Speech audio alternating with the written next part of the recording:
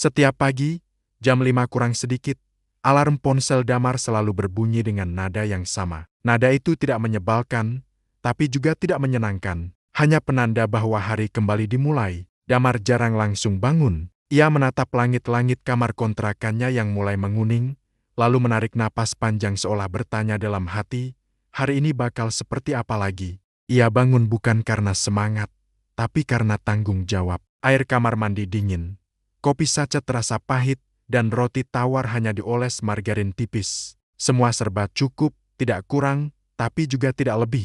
Saat berangkat kerja, ia melewati gang yang sama, menyapa ibu warung dengan anggukan kecil, dan mendengar suara motor tetangga yang selalu sulit dinyalakan.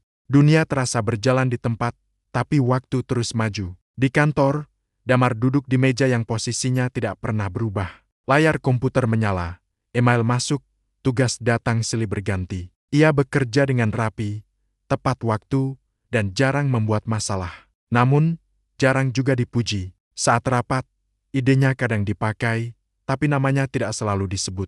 Damar tidak marah. Ia sudah terbiasa. Yang penting pekerjaan selesai, pikirnya. Pulang tepat waktu dianggap malas, pulang paling akhir dianggap biasa saja. Saat jam makan siang, Damar duduk bersama rekan-rekannya. Obrolan ringan tentang cicilan, harga kebutuhan, dan rencana akhir pekan yang seringkali tidak benar-benar terwujud.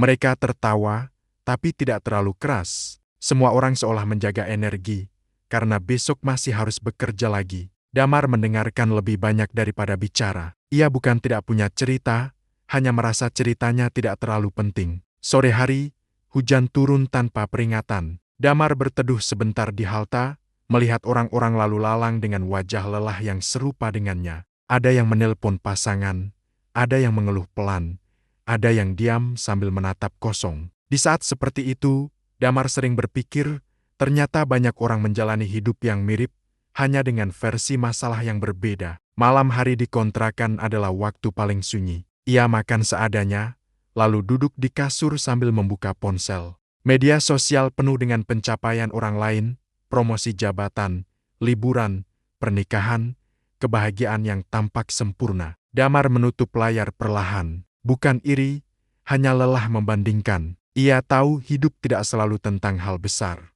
Tapi tetap saja, ada rasa ingin diakui, meski kecil. Di akhir pekan, Damar sering pulang ke rumah orang tuanya. Ayahnya sudah mulai sering lupa. Ibunya selalu menanyakan hal yang sama.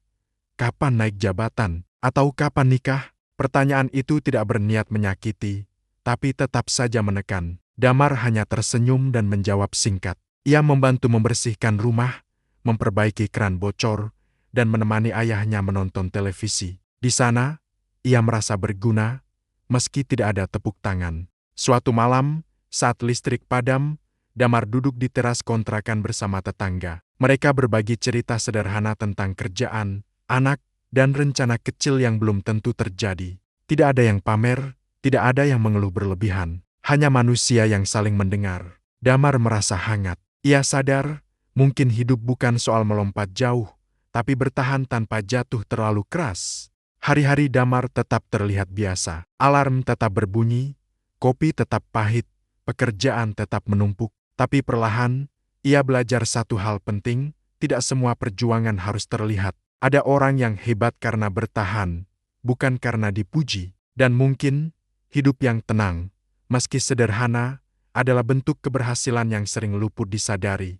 Jika suatu hari seseorang bertanya siapa Damar, ia mungkin tidak punya jawaban yang mengesankan. Tapi ia bangun setiap pagi, melakukan yang terbaik dengan caranya sendiri, dan itu cukup. Tidak untuk dunia, tapi untuk dirinya sendiri.